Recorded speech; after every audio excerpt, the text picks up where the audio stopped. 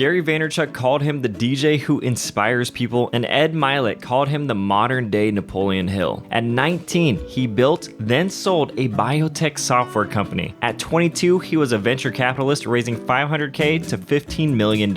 He now runs a YouTube channel for entrepreneurs with over 3 million subscribers and 500 million views. He's written 4 books and speaks globally. He wants to solve the world's biggest problem, untapped potential. Forbes has named him one of the world's top 40 social marketing talents, and Inc. named him one of the 100 great leadership speakers and 25 social media keynote speakers you need to know. He set 2 world records. He owns Canada's largest salsa dance studio where he met his wife and has a giant Doritos bag in front of him all day long to remind him he's stronger than the Doritos. Toronto's his home. He's a husband, father, League of Legends fan. It's none other than Evan Carmichael. Here's where I want to start, kind of a long-winded question to get us going. At the age of 18, you made the decision to not live a life of regret. You were in Paris, hanging out around the Notre Dame Cathedral. A French girl strolls up to you, asking you for directions. You should have asked her out. You didn't. You took a photo of the surrounding area, hung it up when you got back to remind yourself that regret is most often the things that we don't do.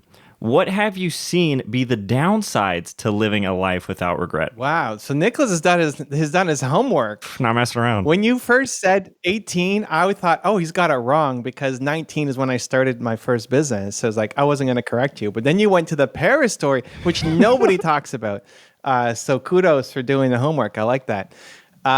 What's been the downside of living a life without regret? I don't know. I can't think of something. If anything, I still need to remind myself of not living in regret. I think it's just on bigger scale. What I've tried to do more over the past maybe 5 years has been, if I get an idea, I do something about it. If I get an idea, just take an idea to action and get the brain out of the way. But I can't think of a time when it's just completely backfired on me that I said yes to something. You know, I said yes to be on Nickolas' show, and then, man, that was a train wreck.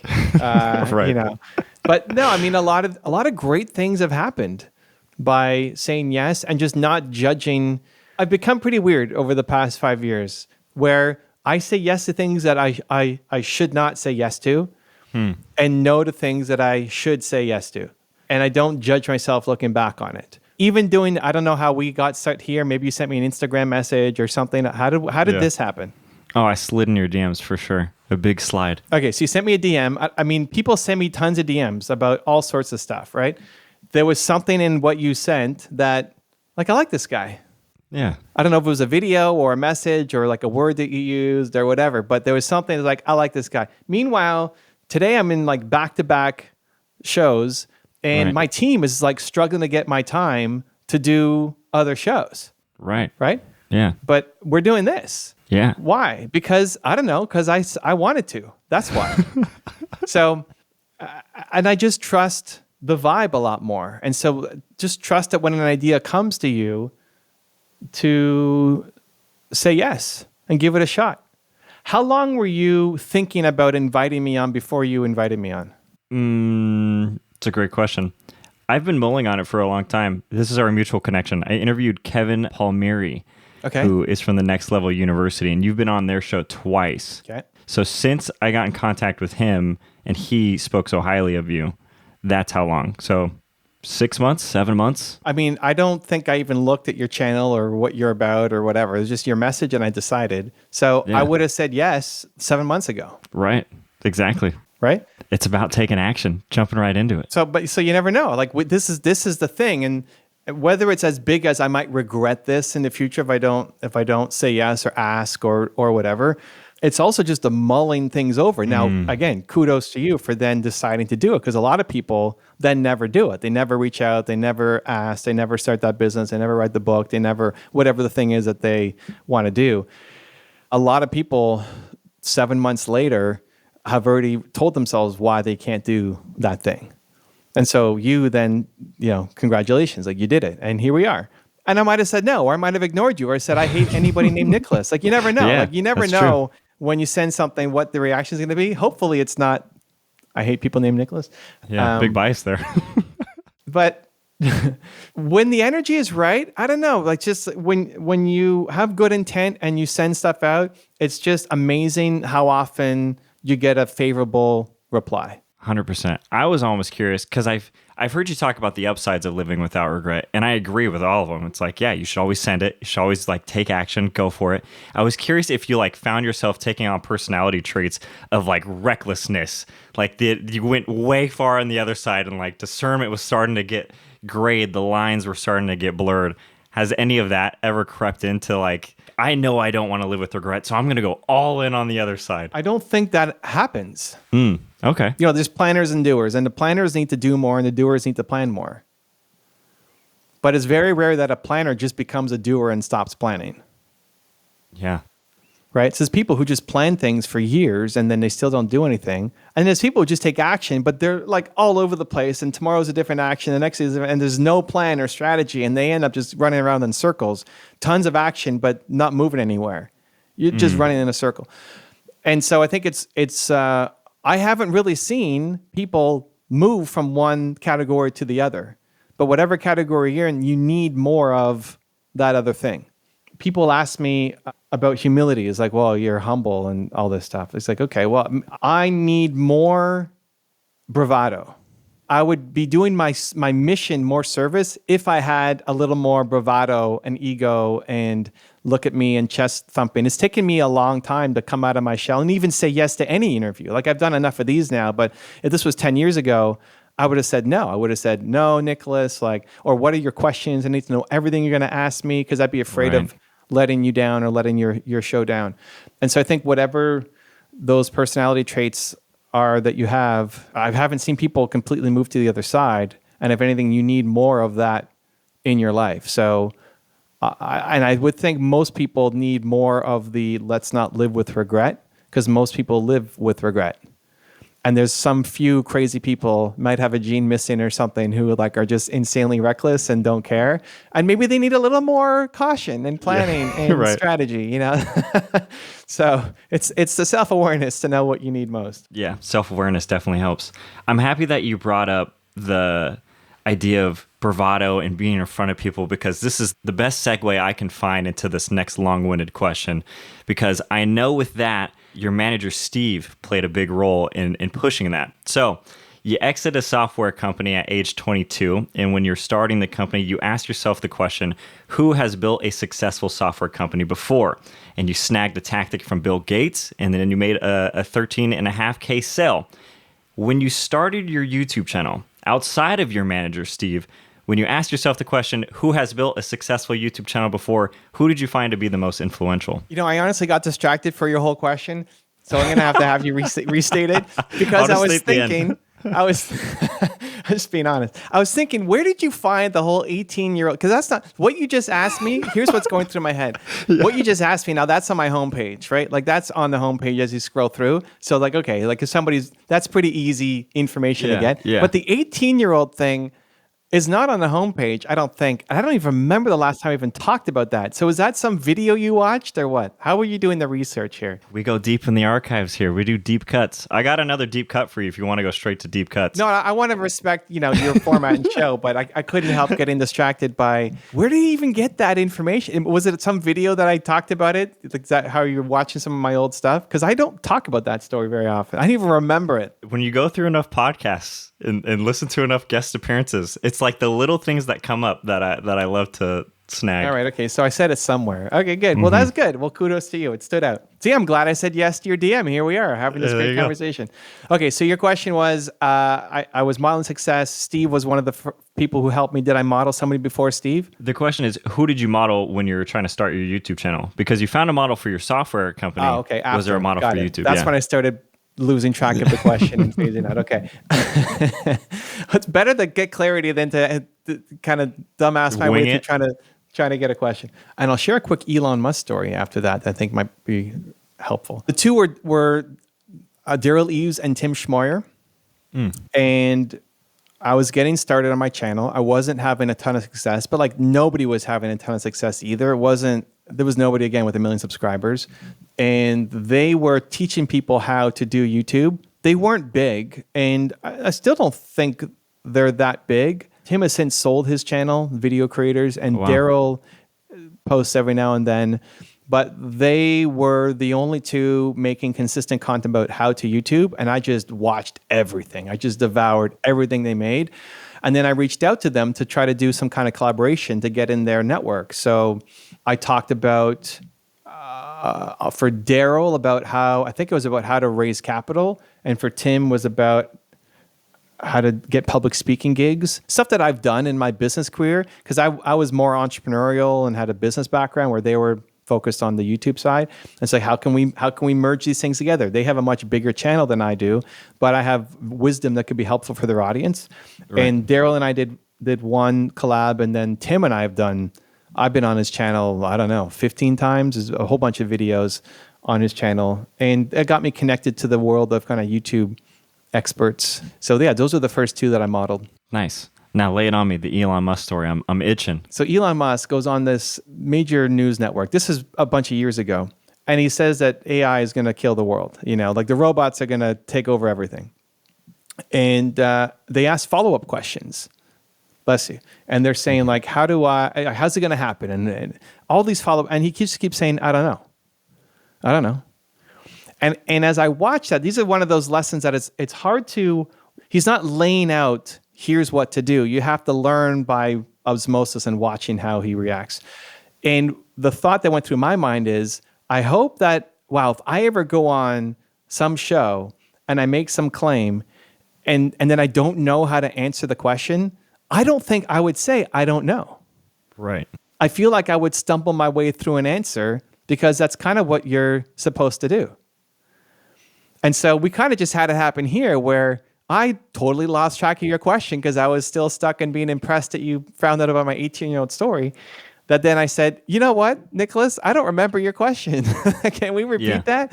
Right? Where I think an Evan from 10 years ago would definitely not have done that and would have tried to find some stumbly answer. And so just the willingness to say, I don't know, or to ask for clarification when you don't know. I love that. I have a friend who has a very similar experience and story who said he was on a podcast and they were talking about Christianity, and he's a believer, and he went on that podcast and the guy like hit him with a real tough one, and he's like, hey man, I'm gonna be honest, I don't know the answer to that. And the guy was like, I've had so many Christians come on here try to fake it, and I finally respect you for saying yeah, like being honest and transparent is probably almost all cases is going to be your best bet. Just telling the truth and being in the moment. I hope so. It's just a constant reminder for me, at least. Amen. All right. I want to jump to another deep cut because you got me so excited. So your favorite entrepreneur is A.P. Giannini, founder of Bank of America. And I also believe he's the founder of the Bank of Italy previously. Why is AP your favorite entrepreneur, and what about his story captivates you? So AP Giannini was an Italian entrepreneur. It came into the United States and started basically seeing how a lot of immigrants were not treated well at the banks. Like you could not get a loan if you were an immigrant. And he ended up selling he had his business, he made some money, he sold it, and the Columbus Savings and Loans Bank asked him to join their board as an immigrant, represent the community, et cetera, but they still wouldn't lend money to immigrants. And these are people who otherwise should qualify, hardworking people, whatever, but just they wouldn't give money to immigrants. This was the thing. Yeah. And so he said, this is not happening anymore. He left the board, went across the street, founded Bank of Italy, and he lent money to immigrants as well as other people, but he lent money like specifically towards this mission of lending money to immigrants. So I love that's the starting point of like he had a belief, and he's not going to stand for the current way, and he's going to go across the street and do his own thing. When there was a huge fire in San Francisco, burned down a lot of the buildings, including a lot of the banks. People needed access to money because like, oh my gosh, my house just burned down, I need money. All the banks were closed for days. So A.P. Giannini goes to where his bank was, gets 2 barrels and a plank of wood, and starts lending money to people who need money off of a handshake and a look in their eye. Wow. You can imagine like a banker giving you a loan off of a handshake and a look in their eye. And he liked to say that he judged a man's worth by the calluses on their hand. And so he stood there in all these buildings are gone, And he's sitting there with his 2 barrels and a plank of wood, lending out money to people. And so he was like the believe banker. He gave Walt Disney the money to fund Snow White when everybody thought he was crazy. Yeah. Nobody's going to want to watch a cartoon that's feature length. Like, you're crazy. Cartoons should only be 3 minutes at the short, like before these other movies are playing. And Disney went in and Giannini gave him the money to create Snow White. And so it's like he's the believe banker who bet on the little guy and helped the entrepreneurs out. And there's lots of those kind of stories that he's done. I'm highlighting a few of them, more my favorite ones. Yeah, and it's just, I think it's a shame that most people don't know who he is. Even Bank of America, they don't know who he is. Like I remember I called Bank of America because I wanted to do a profile of him, but there's no video content. Like, you can't really find interviews with him. So obviously I have a YouTube channel. I need video content. I connect with the PR department of Bank of America and said, hey, do you guys have any AP Giannini old stuff? I'd love to do a tribute. Like, it's not slamming the bank. It's just a tribute to the founder. Sorry, I didn't say the founder. As a tribute to AP Giannini. And then they said, who's AP Giannini? I was like, dude, he's the founder of your bank. Yeah. Right? It's like, wow, their own PR department doesn't know who he is. And so that's fine. Whatever. It's become some giant company. I mean, I'm Canadian. I don't really have an experience with Bank of America, but I love the early story and the willingness to believe in entrepreneurs and bet on the little guy and try to help them out. I just see me doing my version of that through the videos that I'm putting up every day. As a fellow Italian, I also love it too. Let me show you something. Hold on. Please. So you can't see this in my office, but this is a giant AP Giannini picture. No way. That I look at. So on my wall in front of me, I've got a Steve Jobs picture. I've got my parents and me when I'm like 8 years old, and then this giant AP Giannini picture. And people, when they come into my office, like, oh, is that your grandpa? Or like, who's that guy? Because he's not a recognizable guy, but there he is. Amedeo Pietro Giannini. That's so huge. It's such a large poster. Oh, that's incredible. I love that. So inspiring. AP, doing it for the people. For the sake of time, I'm going to jump to another topic, which is unfortunate because I want to stay on all these topics forever.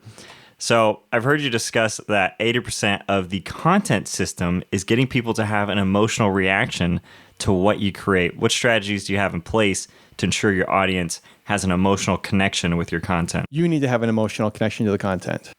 So you do an interview show. Like, how many of these have you done on this channel? We're approaching 171 about. 171 interviews? Okay, so like if you're going to do interviews, you better like doing interviews. Yeah, amen. Because you're going to be 171 interviews in and then hate your life. So for people like, I'm going to start a podcast. Cool. But you better like talking to people. Even if you're like, I'm introverted, I'm shy, it's not natural or normal, but I like serving. And so this is one of the ways to do it. But if you're doing it just as a strategy, you're going to lose. You have to actually be curious about people. And then you have to bring on guests who you actually care about. Right? So if you brought on a guest who like you love their story and you love something that they've done, then that's going to light you up. And if it lights you up, it'll light up the audience. Versus if they're on just for a strategy, if it's like, I'm going to bring on somebody to talk about passive income because it's trending, but like you don't care about passive income. Right. Then it's going to be the most boring, maybe you do, I don't know, but it'd be the most boring interview, of all time. And so the key is making content that you deeply connect with, that you get super excited by, and your energy will create energy for the people watching. Like, oh my God, this guy's so excited by it. I'm going to get into it too. Man, that's sound advice. Hot dog, got another one for you. So while on tour, you broke your neck and you had to wear a neck brace for 60 days. And this is a story. I was going to say, this is a story I want the details on. Oh, the camera cuts it off. I have it here. And you look at it during hard days and say, this is the best. It's just out of frame. Yeah, there it is. I wore this thing for 90 days. There's duct tape. It's hard to see. There's duct tape on the front there because it was starting to wear down. Yeah, I broke my neck in Denver. And then I stayed on my tour. So we're doing 90 days, 23 cities in 90 days was the tour. And this was 2/3 of the way. So we still had a whole month left and decided just to keep going on the tour. How did you break it? That's what how did I break it? Yeah. Not anything super sexy. I fainted So way. I'm sitting at a chair and researching biohacking stuff. I love biohacking stuff, but I'm also pretty squeamish around like blood and in Wow, general. you were asking for it, kind of. Okay. Yeah, and then I started to feel a little woozy, but whatever. I was really into this thing, and then I fainted, which I have never done. So I fainted, and I hit my head on the wall, and I had this giant scar. You can see videos of me. I kept making videos, so I got this giant scar here, and then I broke my neck in two spots. And one of the bones is still broken. It's like just they don't want to go in. It's not worth going in and doing spinal surgery to fix it. And so I continued on my tour. I had a concussion for, a serious one for like a week, and then it started to get better. So that was rough. My first concussion ever. But not anything fancy. I just fainted. And when I got back to Toronto, my home, I went to get a checkup and see if I can take this off. And he said, you're not supposed to break bones sitting out of a chair. Like you need to have more like car accident, some force. That's really weird. We're going to do a bone density test on you. And so we did a bone density check and I passed everything. So it's just it's some weird angle that I fell at. Huh. And yeah, I wish I had a better story, but no, I just fainted and broke my neck in two spots. Do you feel like it was meant to be? Do you feel like that was something in your life that had to happen to learn a specific thing? Or was it just like, yep, I'm living with this? Yeah, I know. I learned a lot from it, but I don't judge it. It's like, oh, this was meant to be, like it happened. And it was I look at this and I don't even remember, like, I don't know if I could do it again. Right. Like on hard day, think about what is a hard day now? I don't know. Like yesterday was hard because I woke up at 3 with this crazy idea that I started working on. And I worked from 3 to 8 a.m. and then went back to bed and was like super tired yesterday because I was up doing a crazy work streak. But I broke my neck and I kept going on tour. I still went and we did how many more cities? Maybe 8 more cities. And the last stop was Cleveland. And at the end of that, I was on the floor. Like I passed out, not passed out, like lost consciousness, but it was finally the end of the tour. And I just lay on the floor at a hotel conference room for an hour and a half because it was all done and like we can go home. So I look at it and I don't know that I can do it again, but it's a reminder that I am this person. And the things that are hard right now are actually not that difficult. I can't, I think we lost him. Okay, good. Well, that was a great episode with Nickolas. And he's done 100 and something episodes. I think he said 160. So here's my commitment as this little bonus. I'm going to end with maybe a quick little speech and then a special bonus for Nickolas if he gets his video so he can keep and share with you guys. What I loved about all of this was Nickolas did his work. He did his homework. He dove in, he did his research, and he's back. I just kept talking. I just kept going. Like you crashed out. Like, okay, I don't know where he is. So I'm just going to fill some space here for Nickolas when I didn't know if you were going to come back or not. But here he is. He did his homework and now he's back. That was so wild. That was so bonkers. Man, okay, well, I got a minute and a half left. You good for one more question? Do you want 2? You want none? You bouncing? What's your choice? Real quick. What do you got? Okay. Well, one quick. Ooh, final question is, what does it mean to live a fulfilling life? It's the big one. Everybody wants to wake up and feel like what they're going to do matters. Like I think fulfillment comes from feeling like you're creating something that's going to matter to somebody else, not just for yourself, not just a selfish pursuit, but we all want to feel like today is going to matter. I'm going to make something that's going to matter for somebody else. And some of us, you and I, we want to have a big impact, change the world, do big things. And other people, they just want to help the people around them, their family. But if you woke up every day and felt like today doesn't matter, nobody cares, if I show up or not, it doesn't make any difference, that's the path down to anxiety and stress and depression and suicide and a lot of dark places. But if you felt like today was going to matter and you're going to make something today that may not change the world, but can touch one person's life, like it means something to one person, that's the path to a fulfilling life. Evan, thank you so much for coming on the show. Appreciate all that you're doing. Big fan. And if there's any way that I can continue to support you, I will. What episode is this again? 170? 171. Yeah, something like that. 171. When you hit 250, I'm coming back. Deal. That's a promise and a commitment. Okay. When you get close to 250, message my assistant and we'll figure out, schedules and everything. But episode 250, Nickolas and Evan round 2. I love it. Your name's written in stone. It'll be there for sure. Okay, we'll get more deep cuts going. That was the episode. You just listened to it. Evan Carmichael bringing the house down. My internet went out, and that's the first time that's happened since I was doing these in the burb. It was very surprising, and it's very funny that it was this episode with Evan. And when things like that happen, it's just more character, more flavor, and depending on the person, it could really end up great. So that's why everything that you heard about Evan just riffing for 30 seconds, that's where it comes from. And I think those make for great moments, so it's staying in there.